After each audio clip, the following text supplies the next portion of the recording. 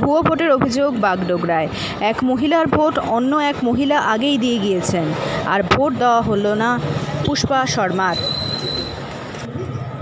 এই বিষয়ে তিনি অভিযোগ জানিয়েছেন প্রিসাइडिंग ऑफिसरকে। पुष्पा शर्मा है और मेरा होचमिन नगर है घर।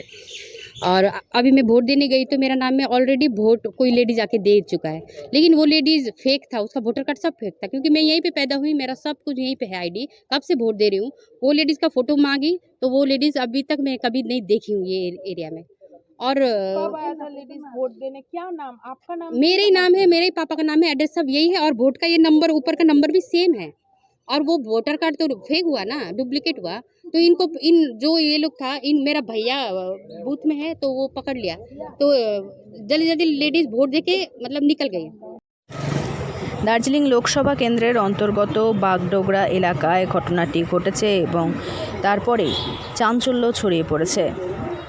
বাগডোগরার কেদারনাথ প্রাইমারি স্কুলের 25-এর 39 নম্বর বুথে ভুয়ো ভোট দেওয়ার ঘটনা ঘিরে চাঞ্চল্য ছড়ায় এদিন। পুষ্পা শর্মা নামের এক মহিলার অভিযোগ, তিনি ভোট দিতে এলে তাকে ভোট দিতে দেওয়া হয়নি।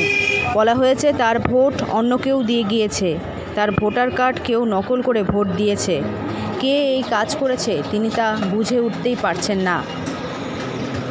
বারবার করে প্রিসাইডিং অফিসারকে বললেও তিনি ভোট দিতে দেননি পুষ্পাকে। ভোটার কার্ড ভুল হতে পারে, কিন্তু চেহারা তো আর এক নয়। পুরোটা না যাচাই করে কিভাবে ওই মহিলাকে ভোট দিতে দেওয়া হলো সেই বিষয়ে প্রশ্ন তুলছেন পুষ্পা শর্মা। দার্জিলিং থেকে অনন্যাদের রিপোর্ট, লোকাল 18 বাংলা।